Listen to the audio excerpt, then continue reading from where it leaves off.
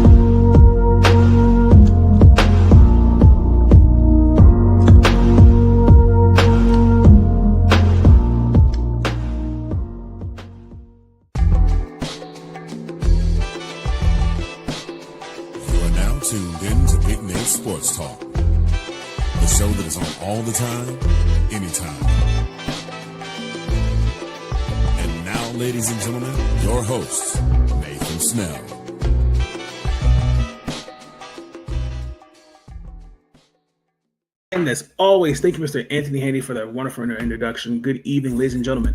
This is Big Nate Sports Talk, episode 468 of the podcast. This episode is brought to you by the Washington Commanders. This week, we're playing the Las Vegas Raiders. I should know this by now. Las Vegas, not Oakland. Sorry. Me and my heart always be Oakland. But in this episode, we are recapping last week. They played Thursday night against the Green Bay Packers. I do have a very special guest with me that will join me in just a little bit. We'll recap that together. And also, we're going to be previewing this weekend against the Raiders. Next episode, also we're recapping the Ravens versus the Browns and the Maryland football win against Towson. And our first conference Big Ten play starts this weekend. We get ready for Wisconsin as the first big test for this young Maryland football team. The WNBA playoffs, as I'm recording this video, the first round, the decisive game threes are tonight. So whoever wins advance to the semifinals. I will preview round two more than likely tomorrow evening before those games, because I believe those games will be Sunday, if I'm saying that correctly. So be tuned in for that. But other than that, please continue to like, comment, and subscribe for all future content. I really appreciate the support I've been getting on the channel. It is much appreciated. You can follow me on Twitter. All the links will be in the description below. As also, too, you can also look on NFLshop.com for some memorabilia through Team part of Team MBS Media. Also, you can follow some of my work there. Again, also, the special guest, I'll have his link in the description as well, where you can follow him, where he puts out many great content. But ladies and gentlemen, I have to bring on the man, the myth, the legend of Herndon, and host of Let's Talk Football, the founder, the one and only, ladies and gentlemen, Mr. Sean Spencer. AJ, pull the clip. Sean, yeah. What's up, man? How you feeling? I'm good. How are you? Always good, man. Always good. Good to Always. see you. Glad to be back. Absolutely. Good to have you back. So obviously we know what this week is after a tough, what was a interesting loss. It was a short week. We would look like a underachieving win, some would say, against the New York G-Men, and then go on to Lambeau, and we look different. So let's talk about it. So it really was it was something. The final score, ladies and gentlemen, was 27-18. Game over, yeah!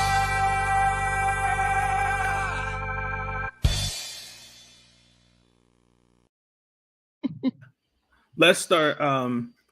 let's start on the Green Bay side. What did you see that you liked from Green Bay side of the ball? Well, clearly the addition of Micah Parsons, I mean, makes them an elite defense. And honestly, with the pieces they have and how young they are, I mean, I don't see how they're not. And I understand this is way too early, maybe an overreaction, but I just don't understand how they're not viewed as one of the premier teams in the NFC right now. With the talent on that defense, with an emerging Jordan Love, and you got that run game. I think if they can stay healthy and keep it together, I mean, they're a formidable force, and Micah Parsons just elevates an already good team. But you can just see just with his impact on the team, it's just leaps and bounds above what they were, and it's exciting to see. It wasn't exciting to see last Thursday night or 2 Thursdays ago, but when you see how somebody elevates another team, it's just like wow. And especially when that one player used to be on your rival's team and now he is not in your division, then you're like, yes, I like that. Absolutely. And just to kind of add on to that, one thing I did notice about the defense is, JD5, especially our run game, they check that.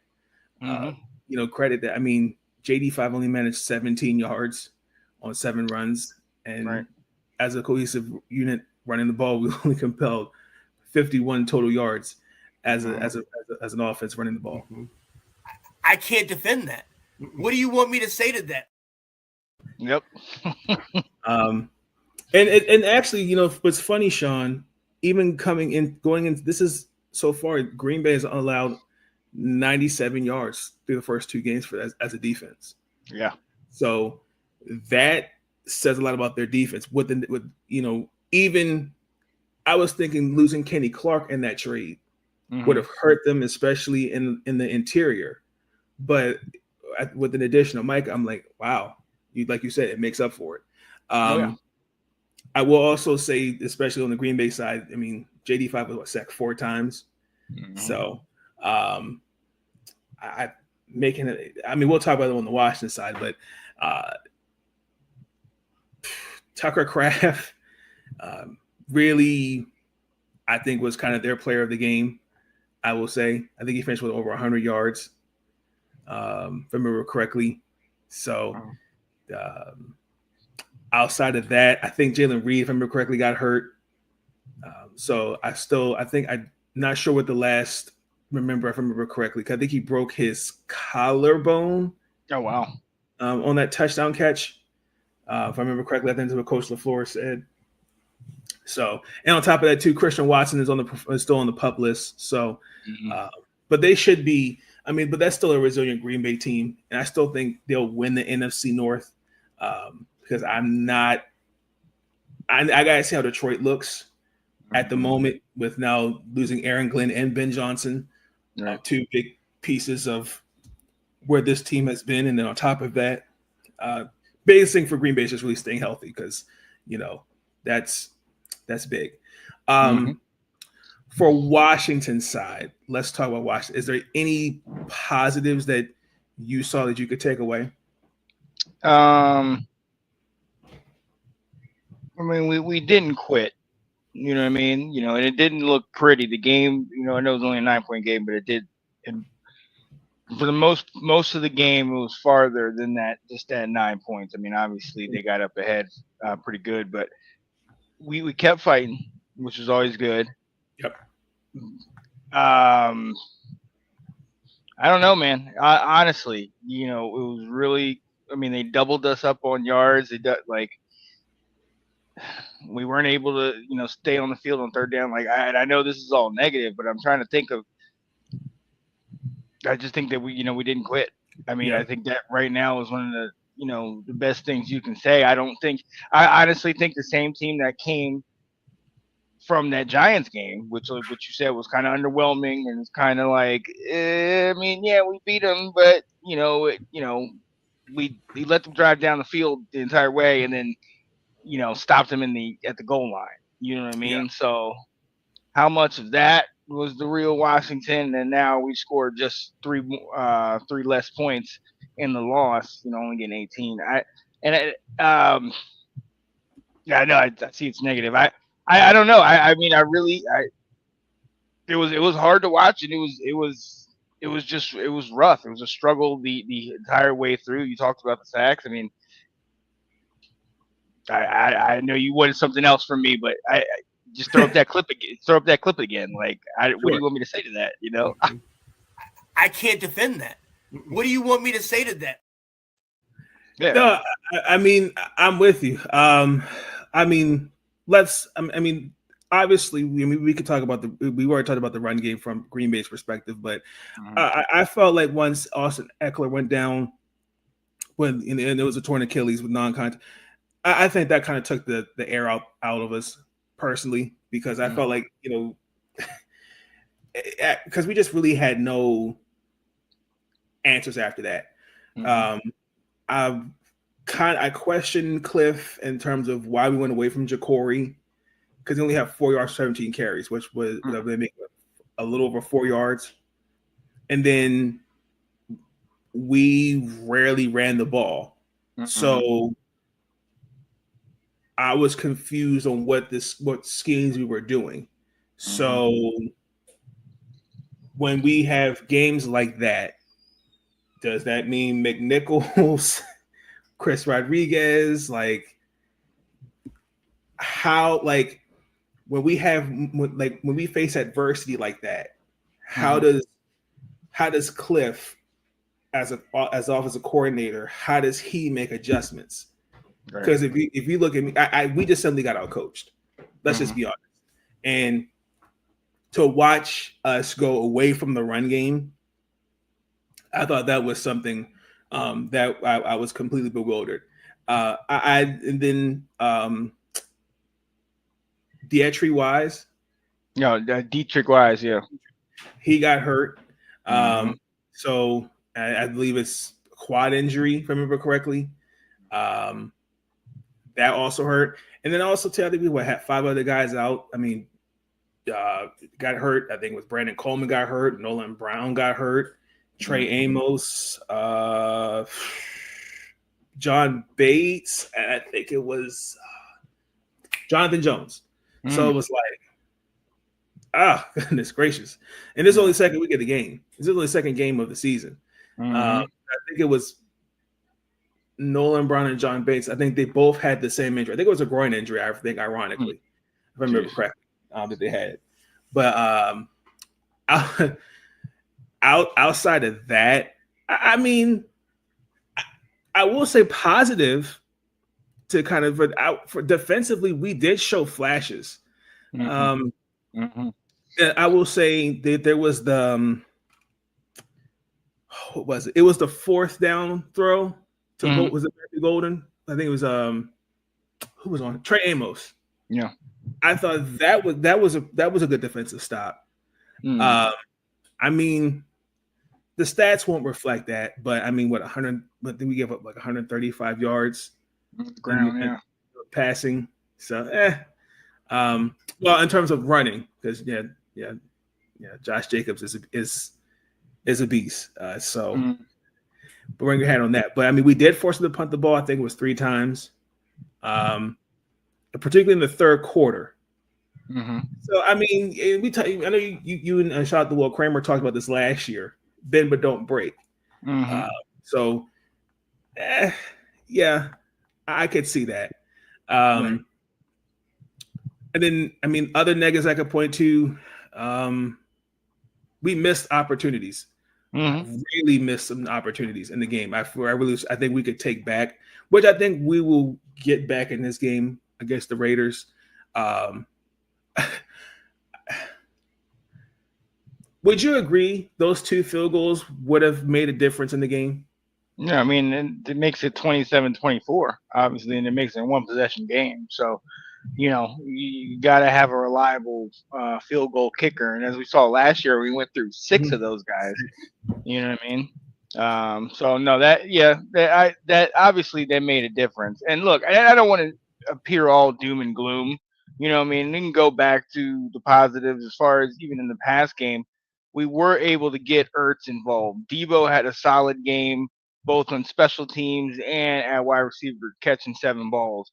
McLaurin, he got 5 passes, got him back involved. So, you know, it was more about necessity that we were passing the ball, but still able to get it to those guys. I mean, that's nice, but I mean, to your point, like not establishing the run, not even finding the identity. And honestly, one thing we've noticed is that once Jaden gets shut down on the run, once they sit there and they don't play man-to-man coverage and they play zone and they keep everything in front of them, and then Jaden, okay, 1 read, 2 read, and all of a sudden he's trying to go Superman, he's realizing you can't do that stuff. And I think that's one of the things that got him hurt, is that it's one thing if you're running down the field and everybody's turned running with their receiver.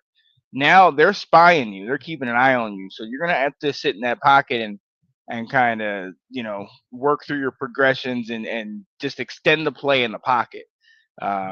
Things that obviously, he can work on and whatnot, but, the lack of a run game forced us to throw 42 passes in this ball game. And that can't happen. That's far too much. Yeah.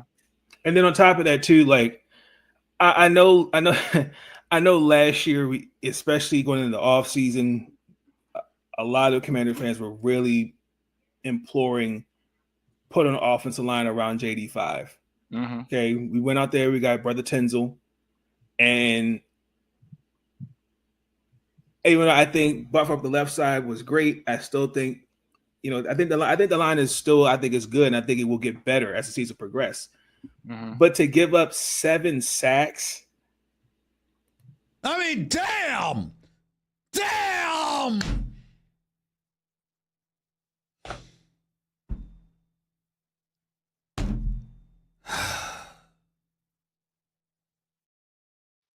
Now I'll give them the benefit of the doubt, and the fact that we played 2 of probably the best D lines that we're going to play this year. And the fact that we did for the most part shut that Giants D line down. I know Burns got his 2 sacks, and they got another, and then obviously you get the 4 in this one.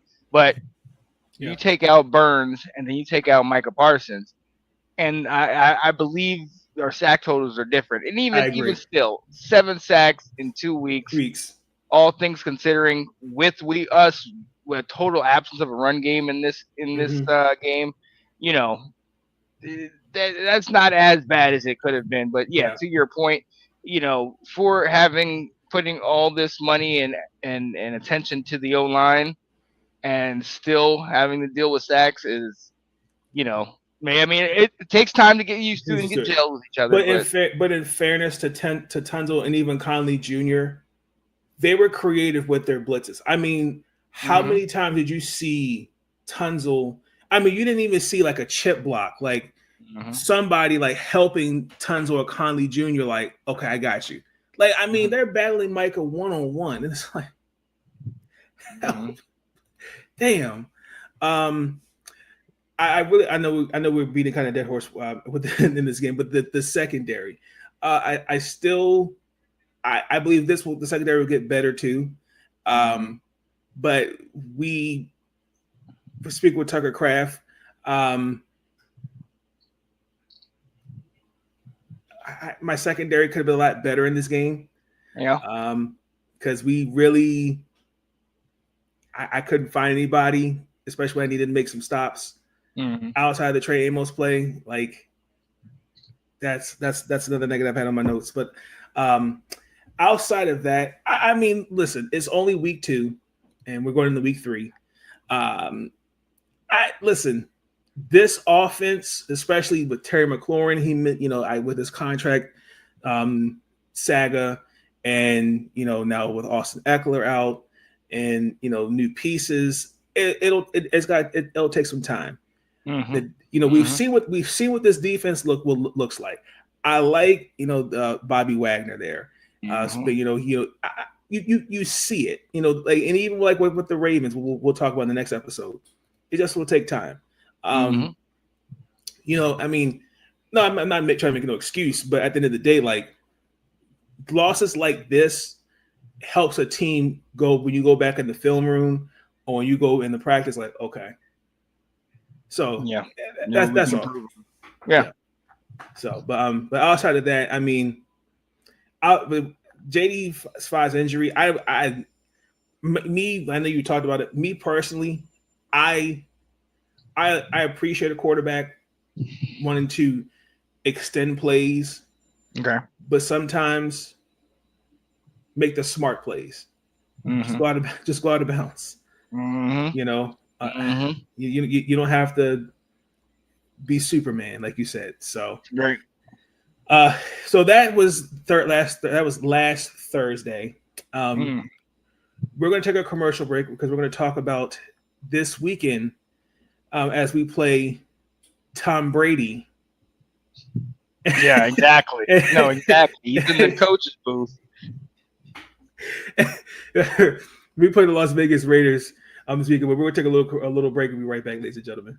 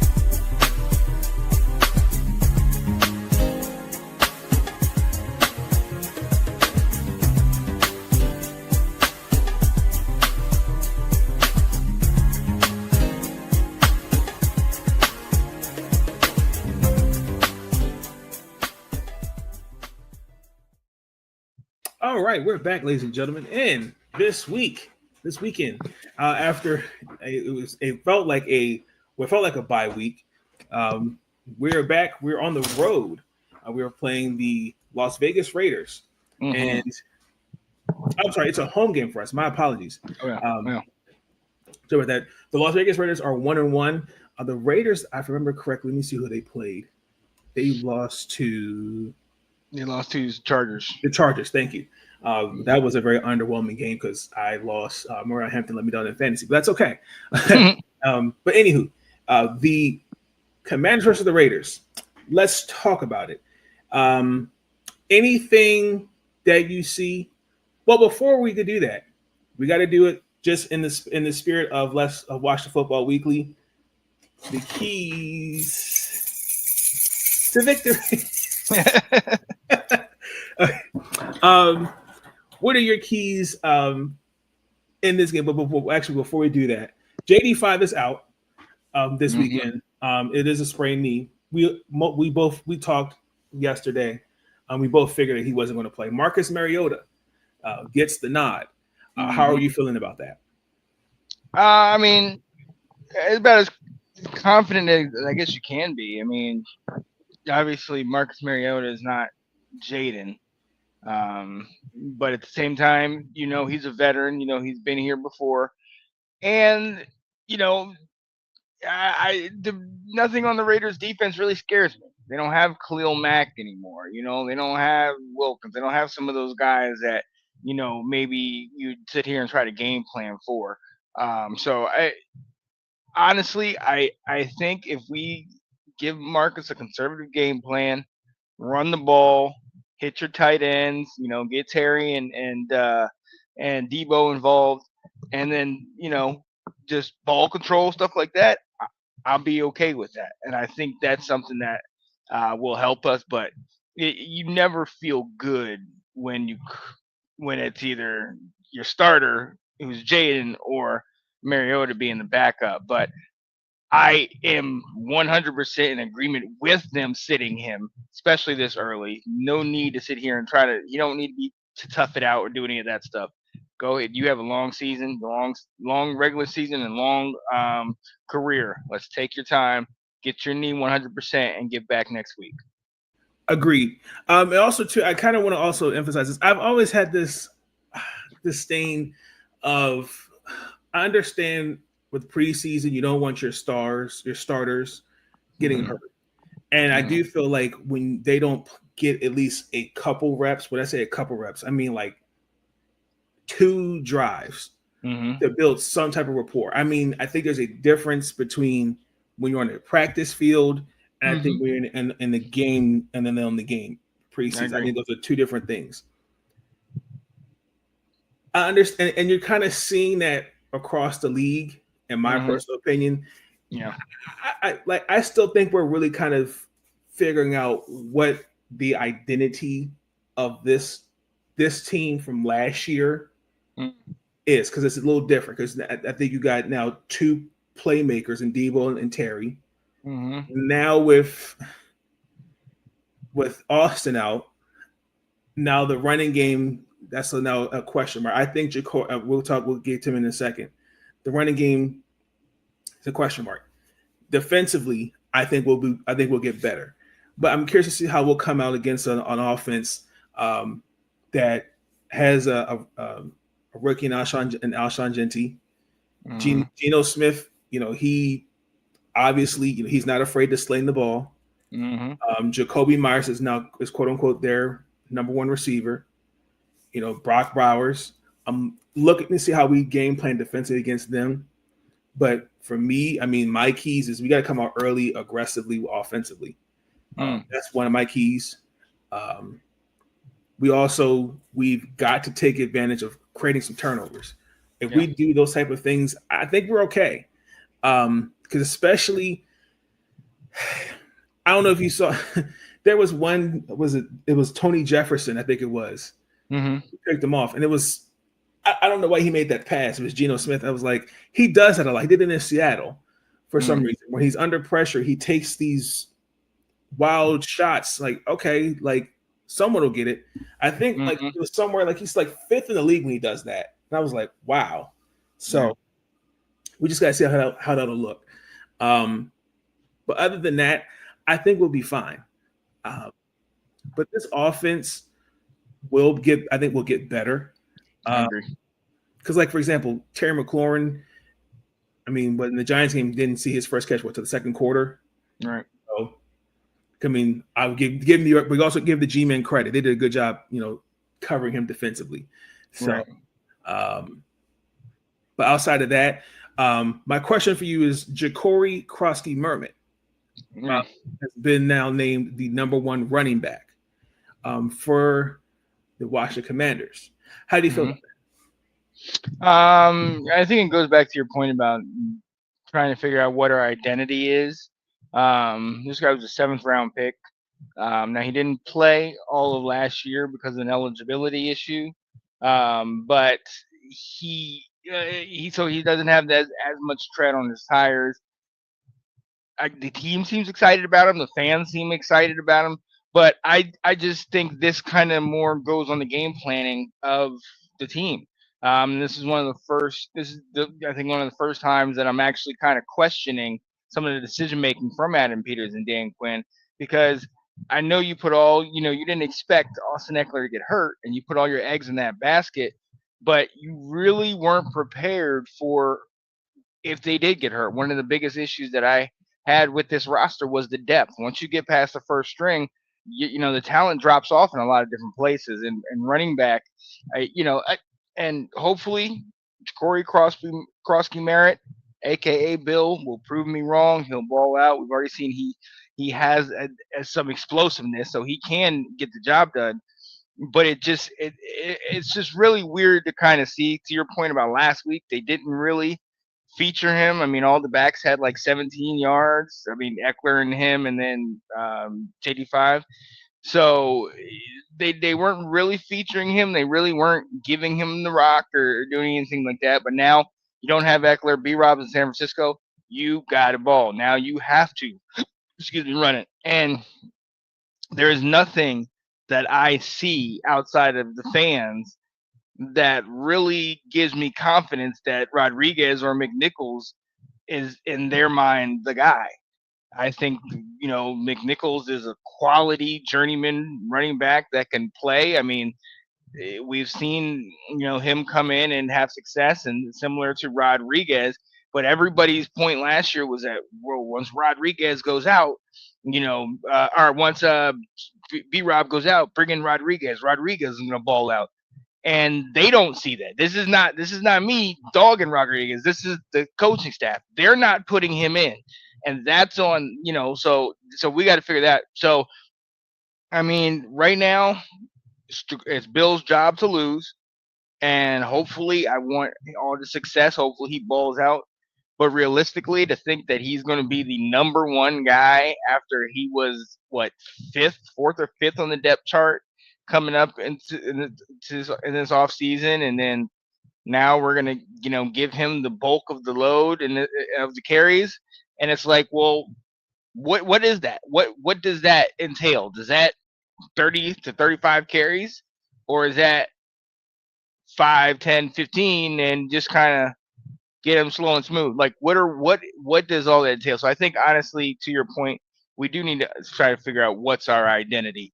And I think this is the type of game that can potentially do that. You talked about Geno. He's won one touchdown, 4 interceptions this season. So, we might have an opportunity to get a couple more possessions. We need to see what are they intending on doing with Merritt. Is they're going to run him? They're going to let him run, especially with Mariota now in the game. Is there going to be a heavy dose of that run game? And if so, is Merritt going to be the bell cow, or will this be running back by committee? So we'll see. But for me, it's the jury's out on him. I don't want to hate on the dude. I think he can be a good running back. I think he's shown that he has the ability to do it. But for us to just automatically just jump him up from 4th or 5th on the depth chart to number 1, okay, all right. Like, they see something that I don't. They see something. They watch these guys in practice every day. They see maybe what I don't see, and hopefully they can prove me wrong and he can ball out. Well, and also too, I think I remember watching you guys watch the Football Weekly last year, even the year before. Like, this is a new regime. Like, McNichols and Rodriguez, those are not Adam Peters guys. Yeah. Those are leftovers from Ron Rivera. So I mean, Rodriguez, but McNichols and Rodriguez are more. I consider more for passing down situations. I mean, Rodriguez did show flashes, in terms of run game, but it does make you cause the pause and make you go, maybe we did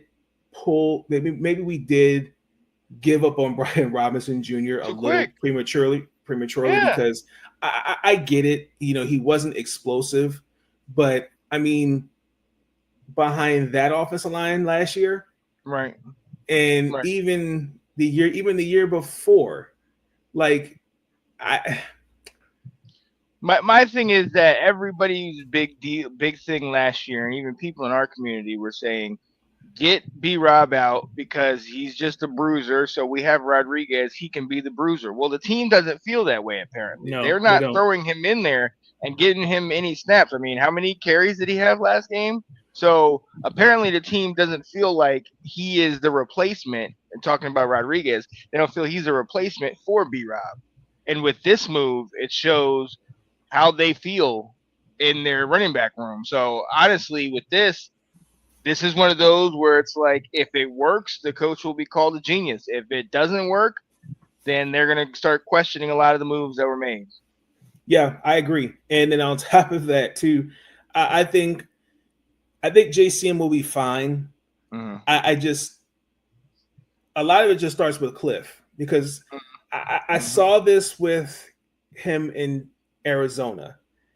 It just like tunnel vision. He just is like it just, when something goes wrong, he kind of just, yeah, it's gonna be interesting to see how this looks. But I think he'll be fine. I actually think he's gonna have a good game. JCM personally. Nice. That's how I see. But against that Raiders team, but also to the Raiders, I think they're coming off a tough loss against the Chargers, so I expect them to come out and be ready for them. So it's going to be a good game. Do you have a final score? Yeah, no, I see maybe a 28-24. Okay. Um, I'll go. I'll go Washington. I think we get some defensive turnovers, maybe a defensive score or something like that. Okay. Maybe a bunch of field goals. I think they're gonna. I think Matt Gay is definitely on the chopping block, so he might be a little bit more motivated this game. So he might kick a Yes. couple extra field goals for us. But yeah, I can see us getting the dub. What do you think? I can see. I'm going to pick. I'm picking Washington. I'm going to lean on us. I'm going to say the final score is 28-21. Guaranteed. But I will also say, like, this has been a season for kickers. Like Jake Moody was cut from San Oh yeah, Francisco, quick. and Yeah. Young Wei Koo, he's not cut, but he didn't travel with the team. So they brought on Parker Romo, Mm-hmm. and Parker then Rome, I think. Parker, Oh no, Romo. You're right. You're right. and then, but what was funny, like Jake Moody then signed with the Bears, Mm-hmm. so it's like, oh my gosh, what's going on this year? Not just that, like injuries. So, yeah, it's interesting. Um, let's get into one final thought of the podcast, ladies and gentlemen. You're going to like this one.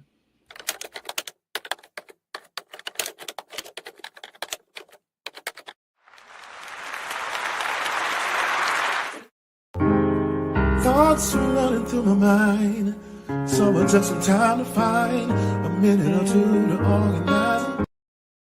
All right, this one final thought, ladies and gentlemen, is actually on Kyler Murray. So Kyler Murray is this week was kind of in the news for an interesting reason. If for those who don't know, there was a post on Instagram. It was a photo shoot of him wearing a Michael Vick jersey when Michael Vick played at Virginia Tech. It was in with his dog, and he deleted the photo.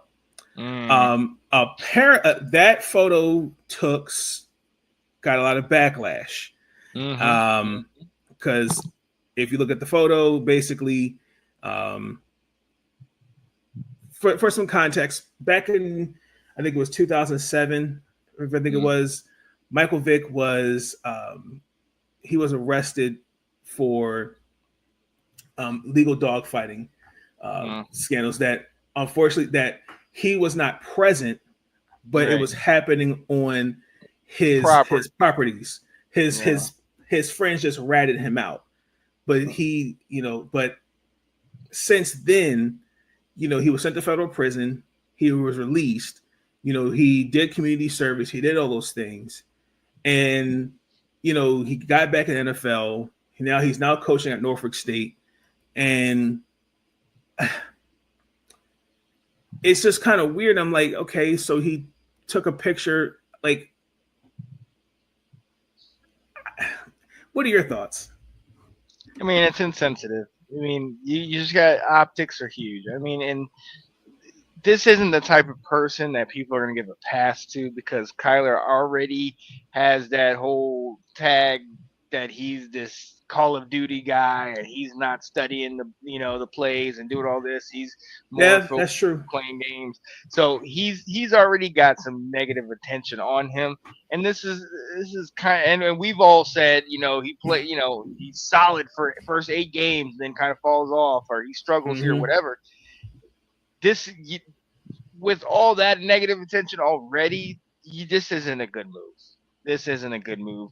People I know people today. One of my ex-girlfriends, still to this day, anytime you talk about it, just gets infuriated, just furious about the guy because she's a huge animal lover and he is the poster child for, dog fighting and animal cruelty. And it's kind of like, I get that. I get your point, and we're just going to leave it alone. And I'm all about giving somebody a second chance, and what he's done at, being, leading young man in Norfolk State. I'm great. That's good. That's good. He has to bear that cross every day. You know what I mean? So, and I get honoring a quarterback, somebody who might be, your friend or a legend, and blah blah blah. But you can't tell me that you didn't think that once I took this, that I was gonna, with the dog, that I was gonna get some attention. I was gonna get some. I don't disagree with that. I guess for me, the times that we're in, in terms of with social media and different things like that, like for example, Ray Rice, no cap, is the head coach of the JV football team of the high school that I went to. Yes. And literally last year, the Ravens were honoring all the former players, and there was issues about, well, should he be honored? Okay, we get it, the whole DV issue. We saw it, don't condone it. We're here with that, right? But like, then the question becomes, okay, if we say because I hear it all the time, like this is a land of second chances. Then the question then becomes, okay, what does that look like? You know what I'm saying? I'm gonna give a hot take right now, and there might be some people that are in your audience that might not like this, but this country that we're in is more protective of our animals than of our women. And there's a lot of people that will allow somebody that's had domestic violence come back in the league. How many players do we know are playing today that came in the league with domestic violence issues and still get a pass? But true, you don't hear about many people that return after animal cruelty or things of that nature, especially with dogs. right? You know what I mean? And that's more of where I think the issue lies with this. If this is Michael Vick in his jersey and he's got a dog, okay, can we forgive him? Is it time to move on? Yada yada. This Right. This is Kyler Murray in a Yeah. with a dog. So you're clearly saying, oh yeah, this is my guy. I'm repping him. I love this jersey, and I got a dog. That's clearly sending a double-edged sword. You're talking out two sides of your mouth with that. So you have to be more aware of that, especially in this time, this day and age of just polarizing. Everything is so polarizing and whatnot. Yes, and I agree.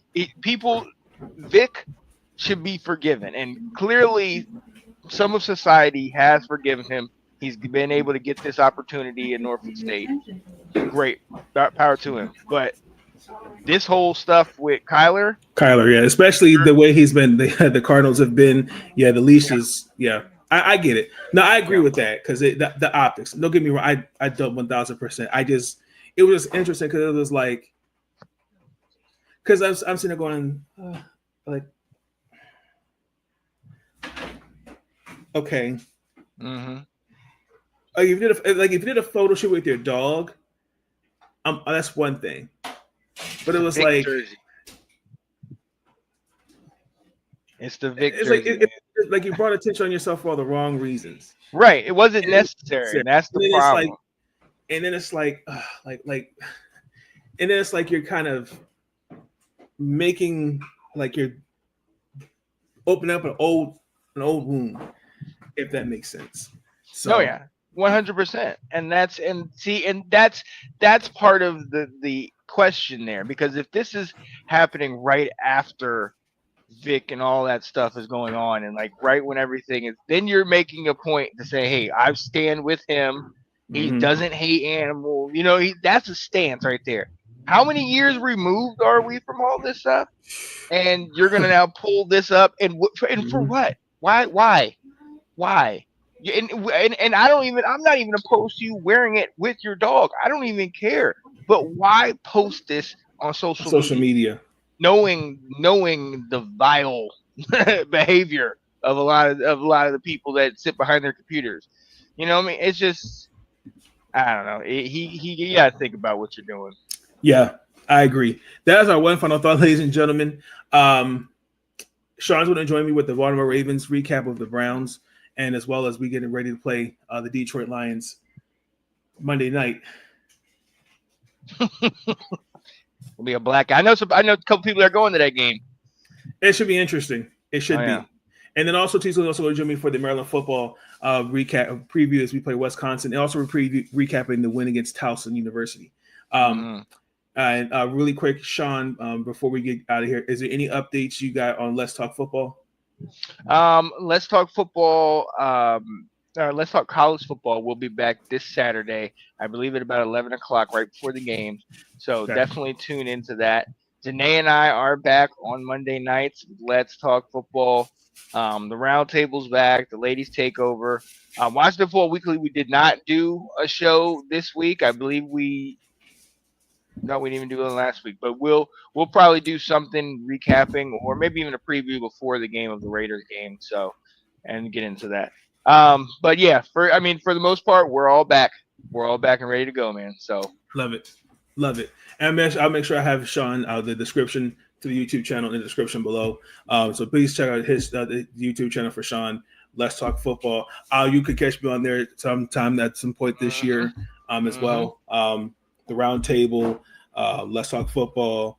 You also got a new show, like a new shows. Can you just really quick talk a little bit about that? 4th and Goal.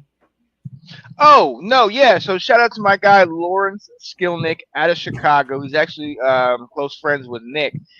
Hit me up not too long ago. Just kind of was bored. If kind of bored, and it was just hey, you always do this stuff, always do these shows. You and I have talked. Would you be interested in doing something? And I said absolutely. And we just one day we started talking. I hit the record button. And that episode was strictly on Chicago, but it was really cool because, he's a lot older. He's, I think, even older than Nick. I think he's in his early 60s. So he's been around Chicago. He's been around, and can remember, I think he turned 21 in 85, the year the Bears won the Super Bowl. You know what I mean? Okay, so he's passionate. Yeah, he has felt all of that good stuff, and also has felt the pain of not being able to get back there all those years. So it was really cool to listen to him talk about the Bears now, as opposed to the Bears in '85 and the Bears just before that. So yeah, I like it. I like that.